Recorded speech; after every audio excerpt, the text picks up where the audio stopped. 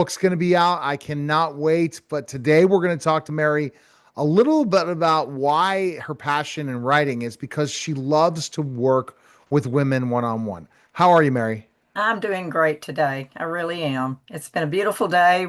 We did have some cold weather last night, but it's in the 70s now. So, yeah. Yeah, it's probably about this. Oh my gosh!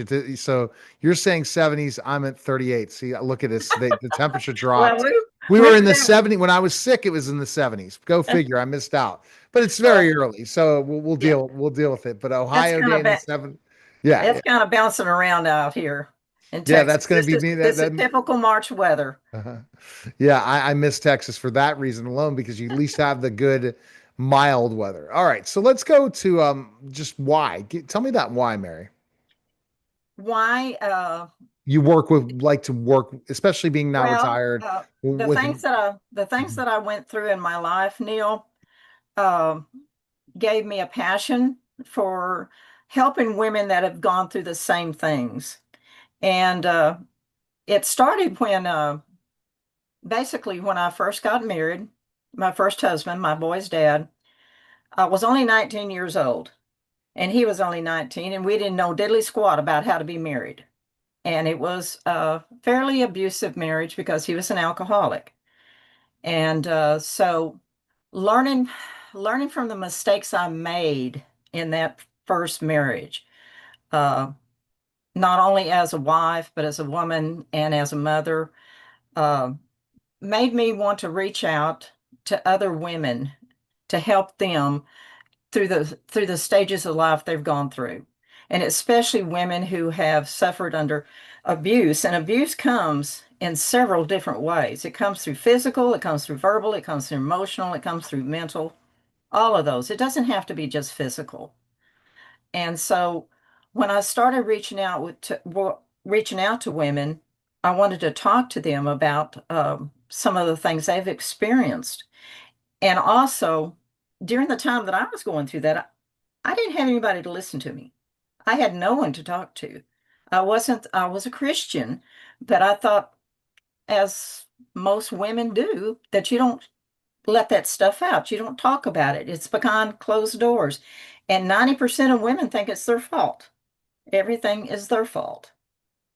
And so when I talked to women, when I started my ministry with women through the church, and it was always one on one. I've never really spoken to a large group of women, which I'm looking forward to doing. But just talking to them and listening to their problems and telling them that, you don't have to stay stuck in all that because God is bigger than the messes we make. He's way bigger than the messes we make. And He's there to help us get through.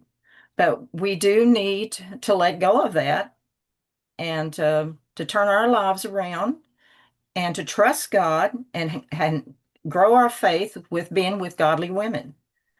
And that is one of the things I think is very important is to have a group of godly women around you, supporting you and being there for you. And I found that, especially when I started nursing, because I was in a home health nursing for a while, and every woman that was in that company were all Christian women, and they gathered around me and supported me and helped me. And I thought, well, that's what I want to do. I want to speak to women. I want to show them that, you don't have to stay in the closet. All women have, not all women, but most women that I know have gone through some kind of tragedy, abuse, heartbreak, disillusionment, and they just need someone that will listen. I'm not there to fix it. I can't fix it, but I can listen and I can direct a different way.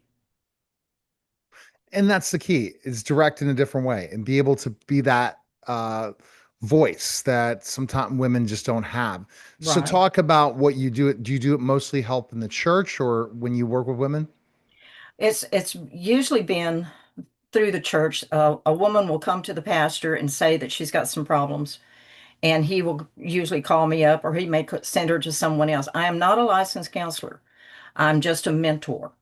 And so he will tell me, and he will call me up and he'll say, this person is visiting with me. She's got this kind of problem. Are you willing to sit down and visit with her? And I said, absolutely. And that's usually how it gets started. And I usually, when I do talk to somebody, it's very private. And I tell them one of the things I said on the program last time, you have to make women feel safe because they're coming from probably a very unsafe environment. And they want to know that what they're telling you is with you and with you only. So you have to encourage them. What you say to me stays with me. And then they'll start opening up. And a lot of them, it takes several times for them to really open up because they've been shut down for so long by the abuse or by whatever goes on in their life. But they have to feel safe. No doubt. And that feeling safe, such an important part of the process if they're not feeling safe. So, how many years have you been doing this where you get to work Oh, with? mercy. Well, I've been a nurse. I was a nurse for over 20 years. Um, I retired from nursing in 97. And I guess since 2000, maybe, I've had several women come to me and I've visited with them. And some come and leave and then come back again. And sometimes it's just over the telephone. Hmm. So yeah, anytime I'm needed, it's not professional. It is very sit down, just like you and I talking. That's Hmm. basically what it is. And if I feel like there's something there that I can't handle, then I will suggest to them to get a licensed counselor that can handle it.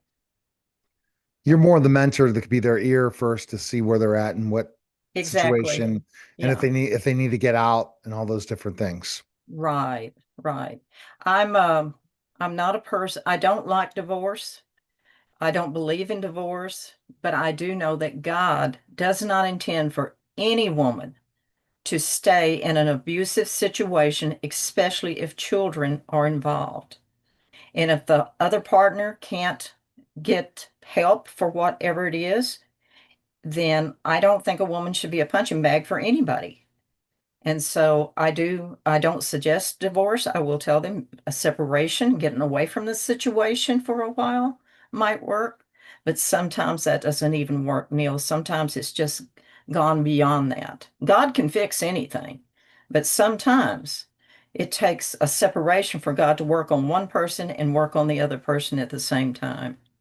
And you talked about it's not just women that are being abused, right? No, no. Men are just as abused at times by aggressive women. And people don't talk about that, especially men. They don't want to know anybody to know that their wife or their significant other or whatever is abusing them. They don't want to admit that because they're men. But that can happen. And unfortunately, men, this is my opinion only, I've noticed that men that abuse have been abused as children when they were young. And then they grow up with that hurt, that pain so deep inside of them that the only way they can get away from it sometimes is to abuse someone else. And so that is awful. That's just awful. So, And yeah. what types of abuse do you see men getting when you're hearing from the church and stuff? Well, I've never ministered to men. I Mm. only minister to women. But I know that a lot of men will a lot of them will start drinking or using drugs because of how they were treated as children by their fathers. Mm. And I have seen that and I have heard of that. And that takes a really deep uh, counseling to get past that. And I'm trying to think of someone, but right now I just can't. But in my story, the book that's coming out, there is a story in there about a man who was abused as a child and he Mm. became an abuser. Mm. So that it does touch on that. It's not just a story about women. It involves men also. And you're getting closer and closer. Yeah, closer and closer. The 5 days till Ah, the 17th, and your book comes out. no, That's I'm excited. fantastic, I'm Mary. so And excited. so everyone needs to go to maryshearereckert.com, learn about her, and get ready. Okay. I'm All getting right. excited for you. All Yeah. right.